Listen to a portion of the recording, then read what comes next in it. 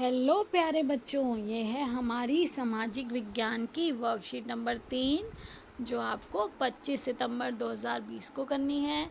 सभी 6th class के बच्चों को अपना यहाँ पर नाम लिखना है, क्लास टीचर का नाम लिखना है, रोल नंबर लिखना है और अगर आपको आपका स्टूडेंट आईडी पता है तो वो भी लिखना है। आज हम पढ़ेंगे आपका भूगोल का पाठ सौर मंडल में पृथ्वी। उसमें बेटा हम पहले पढ़ चुके हैं। हमने धरती के बारे में जाना, हमने पृथ्वी के बारे में जाना, हमने अन्य ग्रहों के बारे में जाना, कौन सा किस स्थान पर है, किस क्रम में किस स्थान पर है, कितना गर्म है, कौन सा ठंडा है। इस तरह से आज हम आगे बढ़ेंगे और पृथ्वी और चंद्रमा के बारे में पढ़ेंगे। देखिए, सूर्य से दूरी के हिसाब से पृथ्वी तीसरा ग्रह है। हमने पढ़ा था ना बेटा, सबसे पहले जो ग्रह है वो कौन सा है? मरकरी। उसके बाद देखिए मरकरी, वीनस और फिर है अर्थ, यानी कि उसके बाद है पृथ्वी। तो आपने देखा कि तीसरे स्थान पर क्या है? पृथ्वी। तो पहली बात हुई कि तीसरे स्थान का ग्रह पृथ्वी। आकार में पांचवा सबसे बड़ा ग्रह पृथ्वी है। यह ध्रुवों के पास थोड़ी चपटी है, यही कारण है कि इसके आकार को भूआब कहा जाता है। भूआब यानी कि पृथ्वी समान आकार। तो बेटा ये देखिए, यहाँ पे जो ऊपर ये ध्रुव हैं, ध्रुवों पर ये हमें कहाँ से, ये सैटेलाइट, जब बाहर हमारे सैटेलाइट जाते हैं वहाँ से जब फ़ोटो खींची गई तो ये इस तरह से पृथ्वी की हमें फ़ोटो दिखाई गई है, जिसमें ये इस तरह से बताया गया है कि ऊपर से थोड़ी चपटी है और नीचे यहाँ से ध्रुवों से, यानी कि आपका ये उत्तरी ध्रुव और ये दक्षिणी ध्रुव, यहाँ पर ये थोड़ी चपटी है और इस आकार को बोला जाता है भू आभ।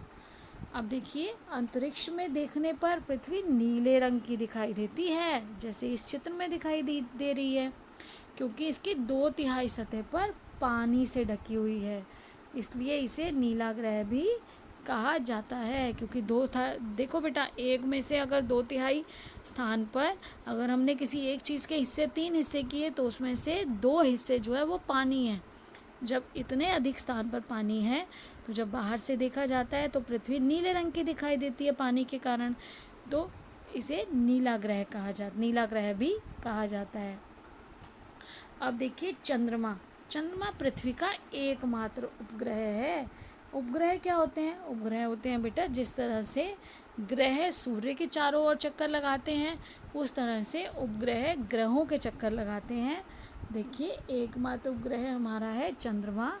इसका व्यास पृथ्वी के व्यास का केवल 1/4 है, यानी कि व्यास क्या होता है? ये इस तरह से अगर है तो इसका ये व्यास है, तो पृथ्वी के व्यास का केवल 1/4 है हमारे चंद्रमा का व्यास। तो और देखिए, यह पृथ्वी के कितना छोटा है? हमारी पृथ्वी से लगभग 1/4, और ये पृथ्वी से 3,84,400 किलोमीटर दूर है। चंद्रमा पृथ्वी का एक चक्कर लगभग कितने दिन में लगाता है? 27 दिन में पूरा करता है।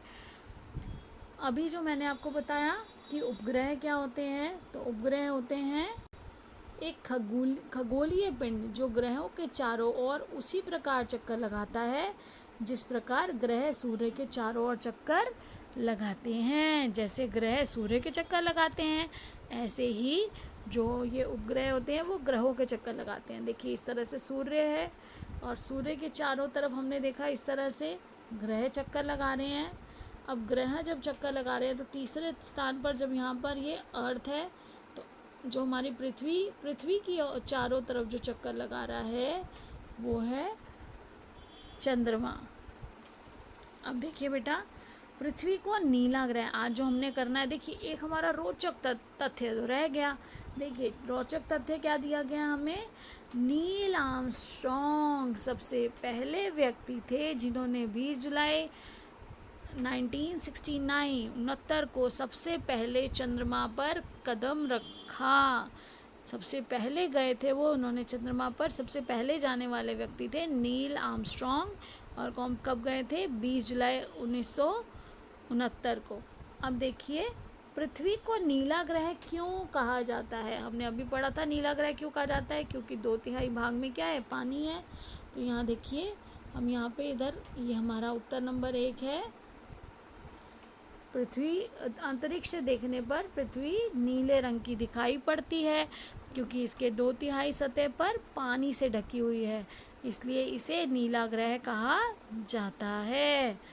अब देखिए दूसरा प्रश्न, उपग्रह से आप क्या समझते हैं? तो अभी हमने पढ़ा उपग्रह क्या होता है। उपग्रह वह खगोलीय पिंड है जो क्या करता है, ग्रहों के चक्कर, जो ग्रहों का चक्कर लगाता है खगोलीय पिंड, उसे क्या कहते हैं? उपग्रह। ये आपका उत्तर संख्या 2 है। उपग्रह एक खगोलीय पिंड है जो ग्रहों के चारों ओर उसी तरह चक्कर लगाता है जिस प्रकार ग्रह सूर्य के चारों ओर चक्कर लगाते हैं। और इसका एक उदाहरण क्या है बेटा? उदाहरण ज़रूर लिखिएगा इसके साथ। आप उदाहरण इसके साथ लिखेंगे। पृथ्वी का उपग्रह है चंद्रमा।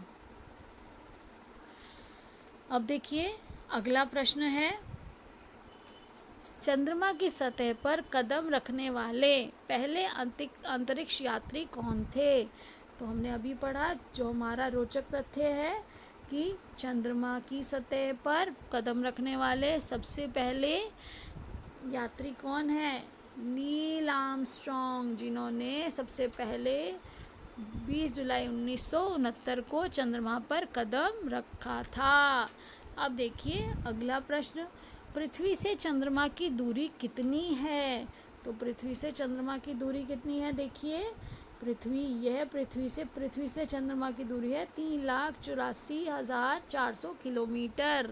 अब बेटा आपसे प्रश्न और भी पूछे जा सकते हैं। यहाँ जो ऊपर जो आपको लिखा हुआ दिया गया है सारा, ये सब भी आपको कॉपी में लिखना है क्योंकि इसमें से भी आपसे प्रश्न पूछे जा सकते हैं। एक ये कि आप बताइए कि पृथ्वी का आकार कैसा है, पृथ्वी के आकार को हम क्या नाम देते हैं? तो वो है भू आब, या फिर भू आब का क्या अर्थ है? पृथ्वी कौन से स्थान पर है? ग्रहों के, जो हमारा ग्रहों का ग्रुप है, जो पूरा समूह है सौर मंडल में, पृथ्वी का कौन सा स्थान है? तीसरा स्थान है। और अगर उसके आकार में देखें तो कौन सा स्थान है? 5वां स्थान है। तो इस तरह से बेटा प्रश्न कहीं से भी हो सकता है।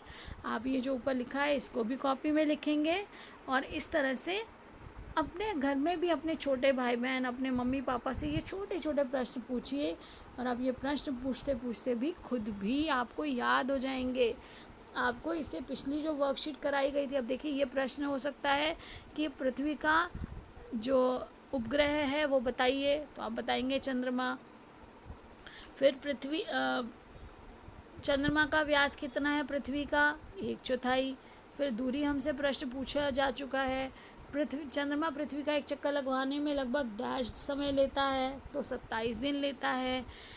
इस तरह से बेटा आप ये सारा लिख लेंगे ताकि आपसे कोई भी प्रश्न पूछा जाए तो आप आराम से कर सकें। आप इससे पिछली वर्कशीट भी अच्छे से करेंगे, जो आपको पहले वर्कशीट नंबर 2 और 1 दी गई है, उनको भी एक बार फिर से रिवाइज करिए। इसे करने के बाद आप अपनी पाठ्य पुस्तक, अपनी भूगोल की किताब में से पाठ सौर मंडल में पृथ्वी ज़रूर पढ़िए। उसमें दिए गए प्रश्नों के भी उत्तर ढूंढिए और सौर मंडल का चित्र अपनी कॉपी में बनाइए।